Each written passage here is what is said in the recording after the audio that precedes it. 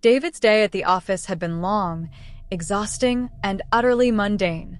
Nothing seemed unusual as he drove home through the dimly lit streets, his thoughts drifting from one trivial matter to another.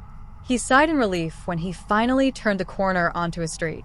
It was a quiet neighborhood, where the only sounds at night were the distant chirping of crickets and the occasional howl of a stray dog.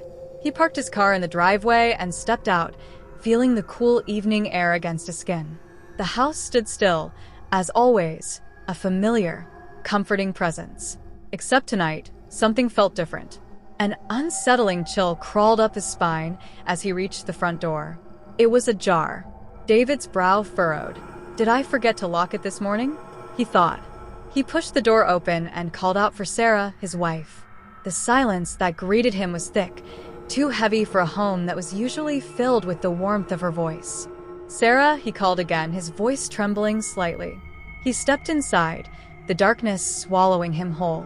Flicking on a light, he looked around. The living room was untouched, everything in its place.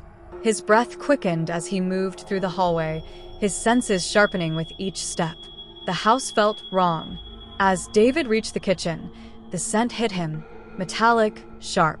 His heart raced. He flipped the light switch, and the scene that unfolded before him brought him to his knees. Sarah lay sprawled on the cold, tiled floor, her eyes wide open, staring into nothingness. Blood pooled around her lifeless body, dark and thick, staining the pale linoleum beneath her. David's scream caught in his throat, replaced by a choking sob. "No, no," he whispered, crawling toward her. He cradled her head in his hands, the warmth of life long gone from her skin. Panic surged through him, followed by a flood of questions. What had happened? Who would do this? Grief quickly morphed into anger.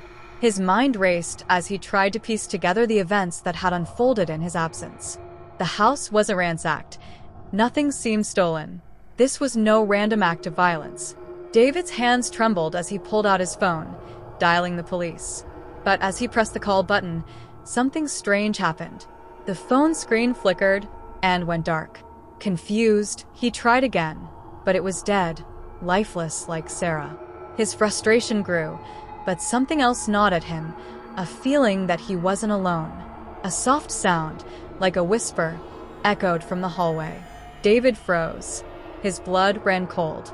"Sarah," he muttered, knowing how absurd it sounded. But the whisper came again, more distinct this time, like someone calling his name. His heart pounded in his chest as he stood up, stepping cautiously into the hallway. Shadows danced on the walls, the faint light from the street lamp outside barely penetrating the darkness within. And then he saw it. Something moved at the end of the hall. A figure, barely visible, stood in the doorway of the bedroom. David's breath hitched in his throat. The figure didn't move, didn't breathe, just stood there. "Who's there?" David demanded, though his voice wavered.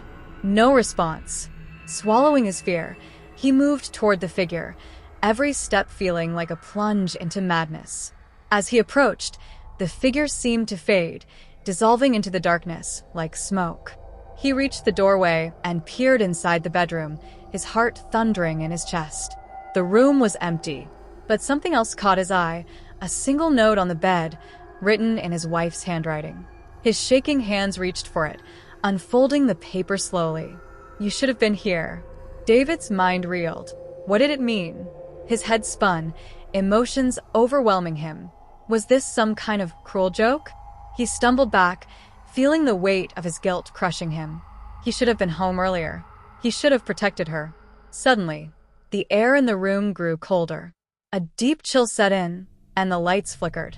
The whisper returned, louder this time, echoing through the house like a ghostly wail. "David." His blood turned to ice as he spun around.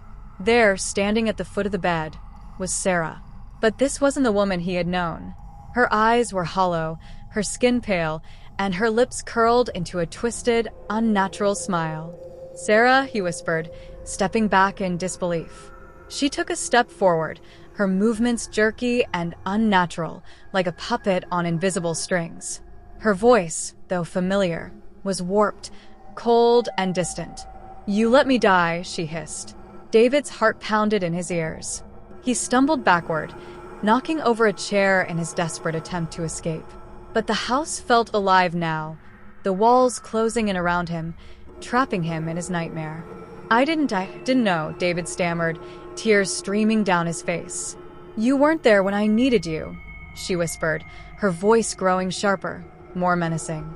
Sarah's figure loomed closer, her eyes burning with anger, her face contorted with pain and fury. Now you will suffer as I did. David backed into the corner of the room, his body trembling with fear. The shadows grew longer, darker, swallowing the light. His wife, or whatever she had become, was no longer human. She was something else, something vengeful. Suddenly, everything went black.